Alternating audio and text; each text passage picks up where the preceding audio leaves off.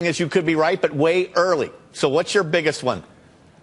Dennis, thanks for having me. Today I've got a lot of concerns. This easy money policy has people behaving in a very emotional way, not a logical way. I see bubbles all across the globe. Equities are bubblicious. Bonds are bubblicious.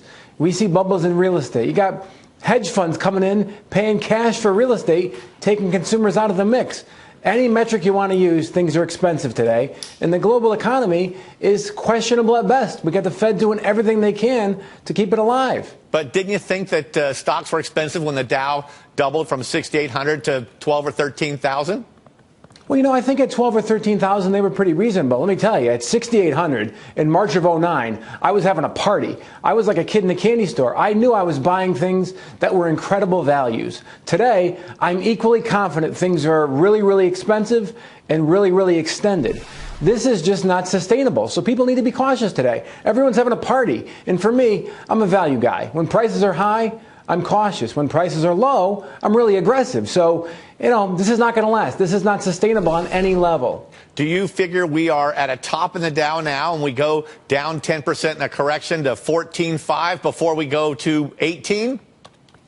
I don't think so. I think we're certainly at a high, of course. I don't know exactly when it tops. Nobody does. I've been expecting it to top for some time now. But I tell you what, it's been super resilient in the spite of all these issues. Although I tell you what, I think a lot of people are making a big mistake here. Everyone's kind of thinking QE has a put under this market. But I think that's flawed logic. Dennis, the last two times the market got in trouble, both in 2000 and in 2007, the Fed was easing. They weren't tightening. This time around, everyone's waiting for the Fed to tighten, assuming the Dow is going to get hit. Markets in general are going to get hit. I think it may be the opposite. I think the Fed may loosen policy more and lose control of the market. Maybe they're going to go to negative interest rates. Maybe they're going to print $150 billion a month. Whatever they do, it's not working. The economy's just not that good. So people need to keep their heads about them and not be emotional about this. Right. And if we look at stocks at a peak now, you look at the last peak of Dow 14,000 in '07, that was on the brink of this big collapse that happened everywhere. Aren't we better off now? Won't that brink to collapse won't happen this time because we're better hedged, we're smarter, we've been stung by what happened 5 years ago?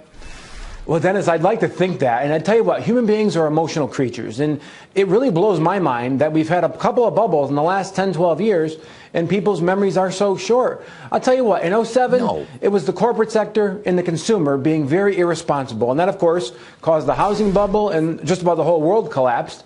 So the government comes in and smooths everything over and gets confidence back in the system. Although this time, the consumer is trying to get their house in order. Corporations are doing a better job. There's still lots of debt out there. But now this time, we have governments behaving badly. So, we're in new territory here. We've never had this kind of global liquidity. But Michael, we don't know how this ends. How can you say our memories are short when it turns out individual investors largely missed out on this entire rebound? We were so stung, so afraid from the last meltdown that we didn't even get in on this rebuild. Well, I don't know who that is. Like I said, in March of '09, I was having a party. Now, the last year or so, I've been cautious because this thing is advancing in the face of all these issues in the world. So I think folks just have to have a more realistic long-term perspective. These prices are high, and they're not sustainable. All right, last answer, 5 seconds, Michael. What one place would you put some new money to hedge against all the bubble issues that you're worried about? I tell you, hedging is tight today. I don't think I'd pick one particular place. I would just keep tight stops on what I own. Okay, thanks for being